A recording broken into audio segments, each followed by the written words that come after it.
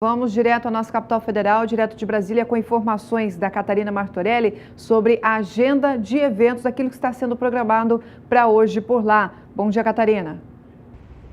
Olá, bom dia. Notícias do governo. O presidente Jair Bolsonaro assinou a proposta anticrime do ministro da Justiça, Sérgio Moro. Agora a proposta vai para o Congresso Nacional. Vamos falar então de reforma da Previdência. Hoje é um dia importante. Governadores devem vir a Brasília para tratar desse assunto. Eles devem se reunir com o ministro da Economia, Paulo Guedes, com o secretário de Previdência e com os presidentes da Câmara e do Senado.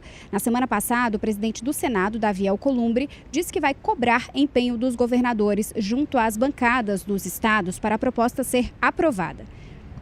E o produtor de soja, que plantou cedo e fez o controle de praga adequado, está passando por um bom momento, segundo especialistas.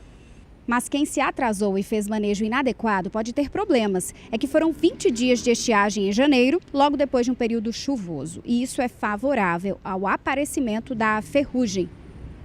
E hoje tem divulgação aqui em Brasília de um estudo feito pelo IPEA. É a expectativa para o PIB do agro 2019. Catarina Martorelli para o SBA. Uma das maiores cooperativas do Brasil, com atuação no Rio Grande do Sul, Paraná, Santa Catarina, Mato Grosso do Sul e Paraguai, reúne associados para apresentar novidades no setor agropecuário. A nossa repórter Annelise Nicolodi acompanha o dia de campo da Cevale no Rio Grande do Sul. Veja só. Mais de 2.500 produtores e técnicos participam do dia de campo da cooperativa Cevale, aqui em Cruz Alta, no Rio Grande do Sul. Entre os temas discutidos estão as doenças da soja e a conservação do solo. Então essa é a razão por que o plantio direto no Brasil hoje ele não está funcionando de forma adequada. Nós não estamos colocando as espécies que são necessárias para manter o solo estruturado. A saída é que nós somos obrigados a colocar dentro do sistema de produção cereais de verão ou gramíneas de verão. Por exemplo, o milho, o milheto, o capim-sudão, os sorgos, todos eles. A braquiária, essas plantas, todas elas têm um sistema radicular abundante, agressivo, profundo, que criam canais no solo de forma quase que permanentes, porque eles estão de difícil de decomposição. Ou seja, enquanto uma raiz de soja, por exemplo, uma raiz de um cereal de inverno, se decompõe em questão de 2, 3 meses, uma raiz de gramínea de verão, ela não se decompõe nem um ano, às vezes no ano e meio, 2 anos para se decompor. Então, durante este período, ela está alimentando os micro-organismos do solo que constroem a estrutura do solo, que constroem a porosidade do solo. A ideia de que a palhada simplesmente resolve o problema não é verdadeira, então? Não, a palhada tem 4 funções, eu diria, principais. 4 principais que eu vou destacar. A palhada protege o solo contra o impacto da gota de chuva. A palhada protege o solo contra a mudança térmica, mudança de temperatura. A palhada protege o solo contra a evaporação, ou seja, reduz a evaporação da água do solo. A palhada até mesmo protege o solo contra a invasão de plantas daninhas. Mas quem constrói o solo poroso, quem constrói os canalicos no solo para que a água passe, o ar passe, as raízes passem, os nutrientes circulem dentro do perfil, quem faz isso são as raízes. E as raízes de soja, de cereais de inverno, de nabo forrageiro, por exemplo, que é muito cultivado nessa ilusão, não tem esse poder. Eles não conseguem organizar o solo para que haja os fluxos que dão fertilidade ao solo. E segundo o levantamento realizado pelo Instituto Mato Grossense de Economia Agropecuária, o IMEA, o estudo apontou o crescimento do esmagamento de soja no Mato Grosso. Os detalhes quem vai trazer para a gente é o repórter Valdir Pacheco. As indústrias em Mato Grosso terminaram o último mês esmagando mais soja em relação a dezembro e a janeiro do ano passado. Os dados foram levantados pelo Instituto Mato Grossense de Economia Agropecuária, IMEA, e divulgados nesta semana. Segundo o Instituto, Mato Grosso esmagou em janeiro 756.250 toneladas, 7,25% maior quando comparado ao mês de dezembro. Já quando comparado ao mês de janeiro de 2018, houve um aumento de 14,08% no volume de soja esmagada, o que é avaliado pelos analistas do IMEA como considerável. O Instituto cita que, historicamente, o mês de janeiro apresenta média de esmagamento menor do que dezembro. Isso se deve principalmente ao fato de que janeiro é um mês de transição entre safras e algumas esmagadoras preferem parar suas atividades para realizar a manutenção anual de seus equipamentos. Para os analistas, o resultado obtido por Mato Grosso este ano tem explicação. É possível que algumas fábricas tenham virado o ano com boa cobertura, além da antecipação da colheita, fatores que contribuíram para o aumento do volume esmagado em relação a dezembro. Valdir Pacheco para o SBA, Sistema Brasileiro do Agronegócio. Nos últimos dias tem feito muito calor na maioria das regiões brasileiras. Mas você sabe como esse calor afeta o desenvolvimento dos bezerros? Pois é, o repórter Gustavo D'Angelo conversou com o médico veterinário sobre este assunto. Vamos ver a entrevista. O excesso de calor pode afetar a saúde dos animais em todas as fases da sua vida, inclusive enquanto bezerros. Sobre esse assunto, eu converso agora com o médico veterinário Diogo Galbeur. Doutor, é verdade então que o excesso de calor pode causar efeitos desde a concepção dos bezerros? Sim, com certeza. O excesso de calor na fêmea diminui a taxa de concepção, diminui a qualidade espermática do macho, então a reprodução já fica comprometida. Durante a gestação, esse bezerro ele sofre com o calor, assim como sua mãe, podendo levar até, num caso mais extremo, o aparecimento de má formação nesse animal. E se o bezerro resistir, quais são os cuidados com o pós-parto? Tem que ser dada uma atenção especial com o conforto térmico desse animal. O animal jovem, fisiológico dele, ele tem uma taxa metabólica maior devido ao crescimento, então ele gera mais calor. Associado a isso, ele tem um centro termorregulador não tão eficiente como o animal adulto, então ele tem uma dificuldade maior em dissipar esse calor, então ele sofre mais com o calor, a temperatura ambiente elevada. E durante o seu desenvolvimento, como esses animais podem ser afetados com o excesso de calor? O excesso de calor ocasiona o estresse térmico, né? O estresse, como qualquer estresse, diminui a função imune do animal, então ele está mais propenso a doenças infecciosas. Durante épocas de calor e umidade, aumenta o aparecimento de ectoparasitas, como carrapato, mosca, que são vetores também de doenças. E o animal, no calor, diminui a ingestão de alimento, prejudicando o seu crescimento e desenvolvimento. Tem alguma dica, orientação para evitar esses problemas? Basicamente, oferecer conforto térmico ao animal, né? Oferecer sombra, desde a época da reprodução dos animais adultos até a época de bezerro. Sombra pode ser sombrite, pode ser de preferência sombra natural, com plantio de árvores, e oferecer também água sempre à vontade. Tá certo, doutor, obrigado pelas informações. Gustavo D'Angelo para o SBA. E durante o dia de campo da Fazenda Estrela do Quiterói, a cultura do algodão foi destaque. O repórter Vinícius Souza, acompanhou esse dia de campo e traz os detalhes para a gente.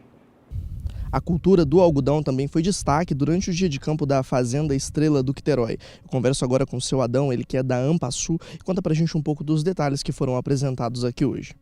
A proposta da Ampasul, Associação Sul-Mato-Grossense dos Produtores de Algodão, estar presente aqui nesse evento de dia de campo, é apresentar a cultura do algodão, é testar a cultura do algodão. Essa é a proposta nossa de estar aqui. A associação fez uma parceria com outras entidades regionais e a proposta é testar mesmo a cultura. Aqui no passado já teve algodão, de um outro formato, com uma outra tecnologia, e deixou de existir. E hoje nós estamos testando a cultura do algodão no novo formato, com novos materiais, com tecnologias, biotecnologias diferentes, com mecanização. É totalmente diferente do algodão que foi produzido aqui há 10, 15, 20 anos atrás. Então nós estamos testando para ver o comportamento desses materiais, dessas cultivares, aqui na região, com as condições climáticas de solo aqui dessas regiões, para ver a viabilidade ou não dessa cultura se implantar aqui no sistema de produção dos produtores. Como que vocês estão fazendo isso para chegar a um resultado? Nós fizemos uma parceria com algumas entidades, uma delas é a Fundação MS, a outra é a Copa Sul, cooperativa aqui do sul do estado, a outra parceira é a Universidade Federal de Dourados, a Embrapa e o FMS, que é o Instituto Federal do Mato Grosso do Sul. As entidades estão juntas aí e tomaram decisão de implantar algumas unidades demonstrativas de algodão em alguns municípios do centro-sul do MS, que nós estamos chamando de Projeto de Revitalização do Algodão no centro-sul do MS. Essa é a proposta principal. E a Naurilândia foi escolhido, um dos municípios, para receber essa unidade demonstrativa de algodão. Foram escolhidas algumas variedades, 5 variedades para testar aqui. E esses materiais foram plantados, estão sendo conduzido o manejo de acordo com o que tem que ser feito, e agora nós estamos observando o comportamento. Vai ser analisado até o final do ciclo a produtividade, custo desse algodão, enfim, os pontos positivos e os pontos negativos que ele vai sofrer aqui nessa micro-região. E para os pecuaristas que fazem o ciclo completo, ou seja, de cria, recria e engorda, é sempre necessário seguir algumas etapas importantes para que todo o processo saia de maneira bastante planejada. A Kylie Rodrigues, nossa repórter, conversou com pesquisadores da Embrapa que falaram sobre a importância de cada etapa. As informações você confere agora no quadro Tecnologia e Produção.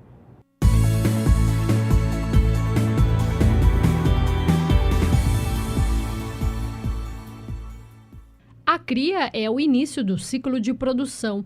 Na etapa, o principal objetivo é a produção de bezerros de alto valor genético, com saúde sanitária, desempenho e crescimento, visando animais com alta produção de carne precoces. O processo inicia antes da estação de monta, passa pela reprodução e acasalamento, indo para a gestação, parto e amamentação, que termina na entrega do bezerro. Todo o processo dura em torno de 20 meses. A fase de cria é baseada nas condições a pasto, ou seja, tudo depende da qualidade e da quantidade de capim disponível para o rebanho. Nesta etapa, as vacas consomem mais alimentos. No mundo não há espaço para fazer uma nutrição externa, para você alimentar com ração vaca. Então a gente depende do pasto. Então é fundamental esse manejo alimentar. E como ele deve ser feito? O ajuste da taxa de lotação, para que você não sobrecarregue as pastagens, as invernadas, tenha sempre pasto de qualidade. A vaca desmamando em boa condição corporal, ela vai reproduzir. E nesse caso, você não tem a necessidade de realizar desmama precoce. A desmama convencional é suficiente para manter o ciclo normal. A Embrapa trabalha pesquisando variedades novas de capins. Afinal, um bom pasto requer fertilidade, condição de solo, resistência a pragas e doenças, como também orientando o pecuarista a buscar sempre na cria as melhores gerações de bovinos.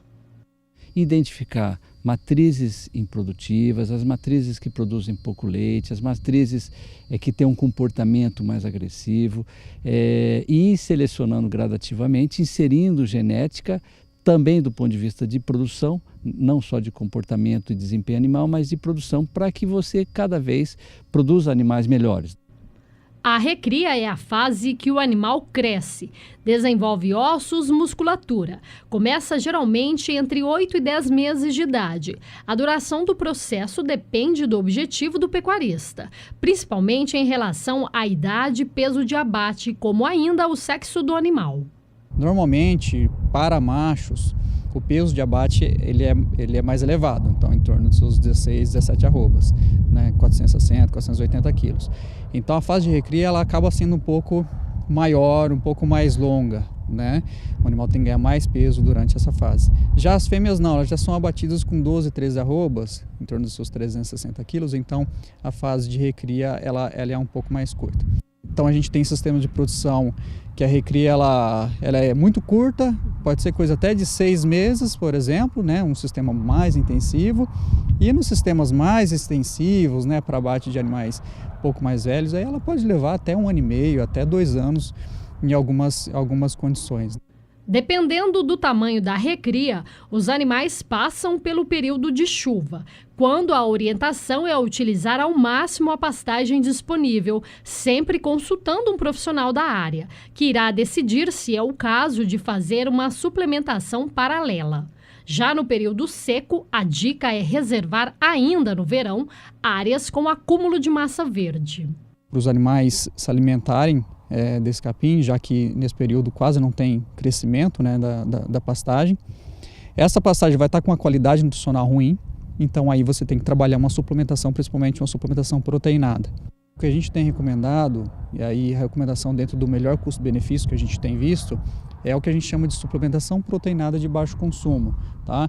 É um suplemento lá que ele tem minerais, tem um pouquinho de alguns farelos, tem ureia, e o animal vai consumir em torno dos seus 200, 300, até 400 gramas por dia desse suplemento. Na fase de engorda, conhecida como terminação, é preciso fazer com que o animal ganhe peso e acabamento de carcaça, agregando valor a todo o trabalho feito na fase de cria e recria. Na engorda, os animais chegam com 20 a 24 meses, pesam por volta de 370 a 400 quilos. No Brasil, a terminação principal fica por conta do pasto e sal mineral. Isso para animais mais velhos. Dependendo do preço do concentrado, há possibilidade de intensificar a suplementação até chegar no confinamento, onde 100% da dieta animal está no coxo. Assim é possível ter um animal no final pesando cerca de 20 arrobas, média de abate. O pesquisador observa a necessidade de estar preparado para possíveis problemas nesta fase de terminação. Se eu tenho sistemas muito intensivos, eu fico muito... as minhas margens vão variar muito em função do preço do concentrado. Se eu tenho um sistema mais extensivo, mais baseado em pastagem, eu vou estar mais com o risco das questões climáticas. No ano tem uma seca muito extensa e o meu ganho não vai se concretizar, mas isso faz parte da produção pecuária, quer dizer, a pessoa ter o planejamento e à medida que as coisas vão acontecendo, ela ter uma outra alternativa de fuga e mudar. Então, eu ia terminar esse animal só em pastagem, o tempo mudou, a seca alongou, eu vou ter que investir mais em suplementação e assim a gente vai corrigindo as coisas, né? Vai corrigindo a rota ao longo do voo. Kylie Rodrigues para o SBA. E você que desafia suas fêmeas jovens para a super precocidade sexual e não consegue emprenhar um grupo de novilhas, não pode jogar a toalha. Elas podem representar um ganho importante se você souber usar tecnologia em benefício de um bom acabamento. É nisso que a Matsuda pensou quando lançou o suplemento Fos Prime, que antecipa os ganhos de quem manda um grupo de novilhas para o abate. Veja mais na reportagem. Você tem visto na nossa programação a tecnologia empregada na potencialização de genética em sistemas de reprodução para fêmeas jovens, garantindo precocidade, mais dinheiro no bolso. Pois esse grupo de novilhas aqui, que passou por todas as etapas, escapou da prenhez, ou seja, não emprenhou após o 4º manejo de inseminação. Por isso, passou a usar uma outra tecnologia para chegar também muito cedo num sistema que vai garantir valor agregado quando elas estiverem no gancho. E isso está próximo de acontecer. Elas tiveram 4 chances de emprenhar no processo de IATF proposto por essa fazenda, que fica em Terenos, no Mato Grosso do Sul. Chegaram logo após a desmama e foram apartadas em piquetes por grupos de peso. As que vão ganhando score são induzidas ao cio e inseminadas, até que não tenham mais chance após a 4ª tentativa. Até aqui, receberam no pasto a suplementação de um produto específico da Matsuda para a categoria desafiada na super precocidade. Agora entra um outro potencializador da Matsuda para a terminação. Fábio, essas novilhas elas passaram pelo mesmo processo de todas as outras, desde que quando chegaram aqui começaram a ingerir o Vita Novilha, mas vão virar um bom churrasco, né? Com certeza. O processo aqui é a recria toda no Vita Novilha e os animais passam por um processo de reprodução aqui. A parte de ATF são todas protocoladas.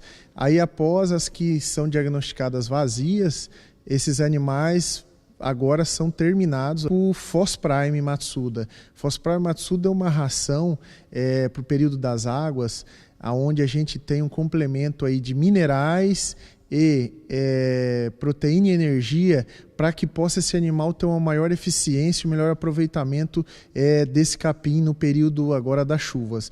E a gente fazer com que esse animal acelere a parte de engorda e a parte de terminação. Essa velocidade de saída do animal do pasto para o gancho também vai significar um produto mais bem acabado e com valor agregado. O produtor está fazendo com que ele acelere todo o processo, seja, vai emprenhou as fêmeas mais cedo aí, até a última IATF no máximo aos 18 meses, e fazer uma terminação com acabamento de carcaça, com o maior peso de carcaça, o maior peso final também. Isso aí também se reflete um maior rendimento de carcaça, porque o rendimento, além de toda a parte genética principalmente, está relacionado aí o acabamento de gordura, ou a deposição de gordura nessa carcaça para que tenha um maior rendimento. E nisso, o ciclo todo, ele se completa muito mais cedo, com alguns meses antes, onde o produtor vai fazer um novo ciclo e durante o ano ele tem um processo mais rápido e tem uma terminação mais rápida, uma fêmea emprenhando mais rápido também. Isso aí diminui custo, melhora a eficiência da fazenda.